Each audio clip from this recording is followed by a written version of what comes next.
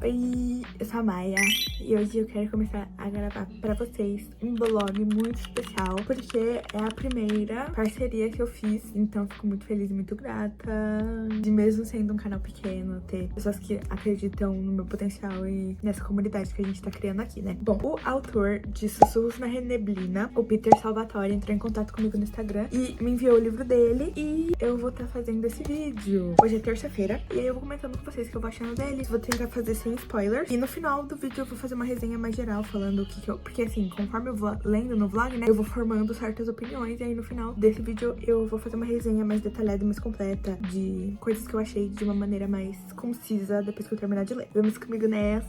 Aí, gente, passando pra dar a atualização da atualização que eu ainda não comecei a ler. Tô vendo capítulos agora pintando Bobbie Goods.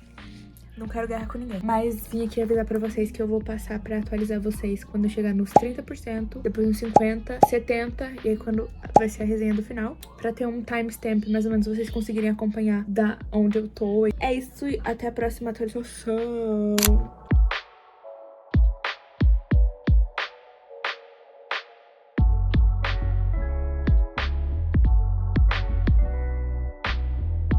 Hello! Cheguei aos 30% e, bom, vamos lá, minhas considerações iniciais sobre esse livro. A narrativa pra mim tá fluindo um pouco lenta, não tô engajada com a história ainda. A escrita dele é muito boa e não tô vendo, por ser um livro publicado independente, normalmente quando eu leio alguns livros assim, eles costumam ter alguns erros de revisão, até coisas, tipo assim, básicas, né, erro de gramática, erro de concordância e tudo mais. Não senti, esse livro foi muito bem escrito de verdade. A escrita do Peter é um pouco floreada demais pra mim, então assim, gosto de escritas poéticas e floreadas e dando detalhes, a maneira como o cabelo dela bate ao vento e coisas desse tipo, mas às vezes eu sinto que isso tá me desconectando um pouco da perspectiva que tá acontecendo, mas eu sinto que isso pode ser uma coisa legal nas cenas mais hardcore, porque dá um detalhe e uma brutalidade maior. Então assim, nas cenas normais, cotidianas do dia a dia, todo esse floreamento tá me dando uma afastada da narrativa que tá sendo construída. Agora, na marca dos 30% aqui, tá realmente começando a se sustentar o mistério. Até agora só teve mais um contexto geral. A gente foi entendendo as personalidades dos personagens principais e tudo mais. São bastante personagens. Então, eu tive que anotar num bloquinho meu, tipo, características marcantes de cada personagem, porque é um grupo de amigos bem grande. E eu sinto que é um slasherzão. Pela cena inicial que teve, pela volta do grupo de amigos muito grande, pela maneira como tem umas intriguinhas e uma coisa assim, eu sinto que vai ser um slasher típico, assim, Pânico da vida. Eu sinto que esse tipo de narrativa sendo construída, que é uma coisa que me agrada. Em filmes, nunca li livros sobre isso. Acho que dependendo da maneira como foi escrito, pode ser que fique um pouco maçante se as mortes não forem feitas de uma maneira muito bem desenvolvida, sabe? Tô gostando muito da maneira folclórica, assim, que tá lidando com certas coisas, né, dos costumes, dessa terra e tudo mais. Tô achando bem interessante. Mas assim, do mais é isso. Não tenho um personagem favorito por enquanto. Eu gosto bastante da Ruth. Ela é uma personagem que eu me identifico bastante, assim, visualmente, mas de personalidade eu me identifico mais com a Kézia. Vejo vocês no 50%. E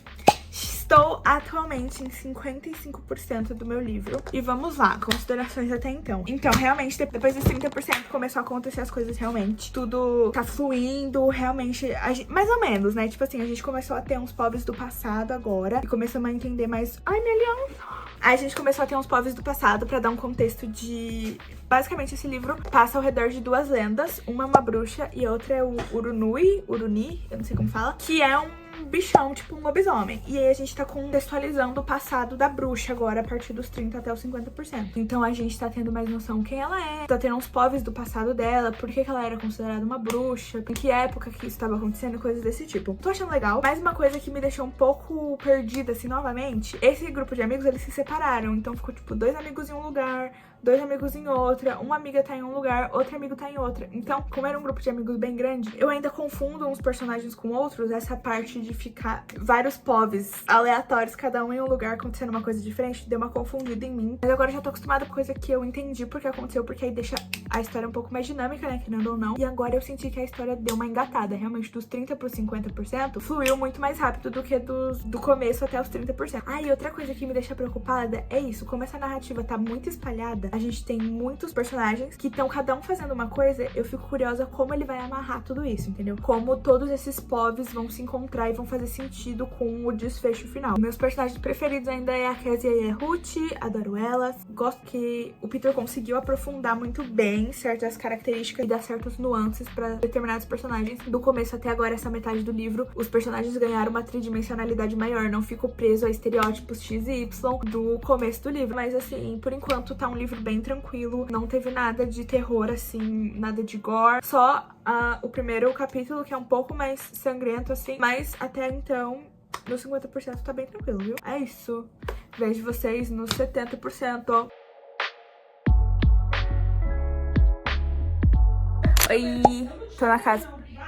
Qualquer barulho, qualquer falação que vocês ouvirem é porque eu tô na casa da minha avó e o quarto que eu fico é literalmente do lado da sala, onde tá todo mundo, então vocês vão ouvir barulho. Bom, vim pra casa dos meus avós, como vocês podem ver, que estão em um cenário diferente, bem casa de vó core, e cheguei em 70%. Bom, realmente agora dos 50 pro 70 a gente teve o nosso clímax na história. Realmente as ações começaram a ser mais porradaria, né? Teve muito mais cena de ação e os eventos começaram a ser bem mais frequentes, então o ritmo da história tá bem rápido, tanto que voou do 50% pro 70%, literalmente. É aqui que tem o plot grandíssimo, que eu não tava esperando que fosse ser esse, mas achei legal, quero ver como ele vai ser trabalhado. Uma crítica que eu tenho, mas é que eu não posso falar com muitos detalhes pra vocês, porque senão vai ser spoiler. Tem uns flashbacks, né, pra gente contextualizar algumas coisas e algumas coisas das lendas, né? Na hora que foi ter o último flashback contextualizando, foi revelada uma coisa que eu não gostei da maneira como ele foi jogada na história, entendeu? Eu achei que poderia ter sido colocado de uma maneira melhor, que é uma coisa importante pra história, que é literalmente o que deve ser feito pra acabar com o mal que tá rondando essa história, e eu não gostei da maneira como foi feito, entendeu? Mas por enquanto essa é a minha única crítica, assim, muito forte. Os povos, enquanto eles estão tendo fechamentos, eles não estão ficando pontas muito abertas, tá sendo legal as conclusões de certas coisas. Essa é a minha última atualização. Quando eu voltar aqui pra vocês, eu vou dar minha atualização do final do livro e a conclusão final sobre a minha experiência. Então é isso, até 100%.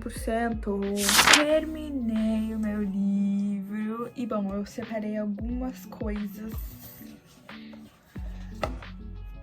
pra comentar com vocês. Vamos lá, eu vou fazer a primeira parte falando coisas que não tem spoiler, e depois eu vou falar quando eu for começar a falar as coisas com spoilers. Alguns desses tópicos eu já comentei aqui no vídeo, mas eu vou estar dando uma reintegrada neles, e outros eu não comentei ainda e vai ser coisas novas, tá bom?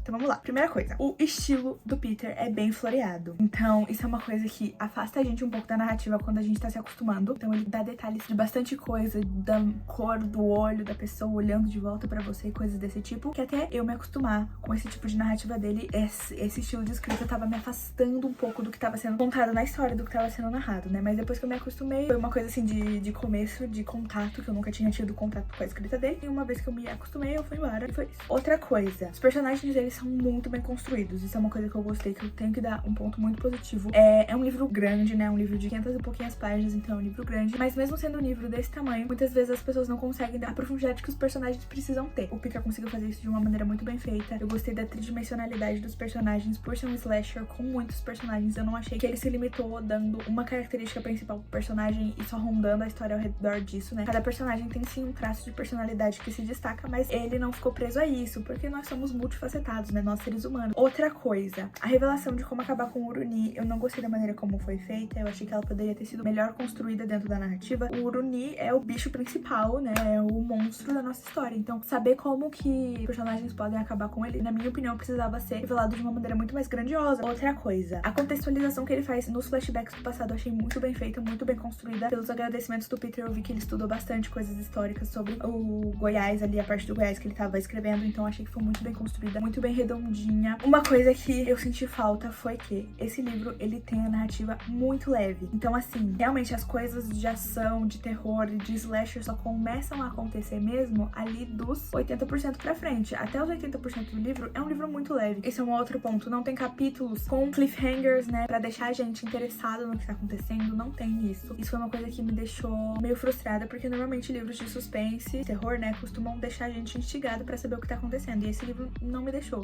Justamente eu acho que se eles tivessem espalhado algumas mortes conforme a história fosse acontecendo, né? Eu vou falar um pouco mais disso melhor na parte com spoilers, mas assim, não gostei da maneira como as mortes foram distribuídas e como as coisas de horror e de suspense foram distribuídas ao longo do livro, porque passou 80% sendo um livro muito calmo, muito leve, tipo assim, uma história normal, pra no final apressar tudo e acontecer tudo ali naquele pequeno espaço de tempo. Então não me deixou muito investida na história, porque não tinha coisas acontecendo a todo momento durante grande parte do livro. Bom, essas foram as partes sem spoiler do que eu achei. Resumindo, é um livro 3 estrelas pra mim, que é um livro ok, assim, um livro bom. Tem uma narrativa bem feita, uma construção de personagens de mundo bem estabelecida, mas por conta da categoria que ele faz parte, eu sinto que ele pecou em algumas partes, que acabou com que eu me decidisse por essa nota. É isso, acho que vale a pena ser lido se vocês querem um livro divertido, assim, de ler, mas vão com essa noção. Pra quem é cagão e gosta de coisas de terror, de filmes slasher e não quer uma coisa muito gráfica e tudo mais, eu acho que esse livro é uma boa pegada, porque ele é bem levinho em sua grande maioria. Só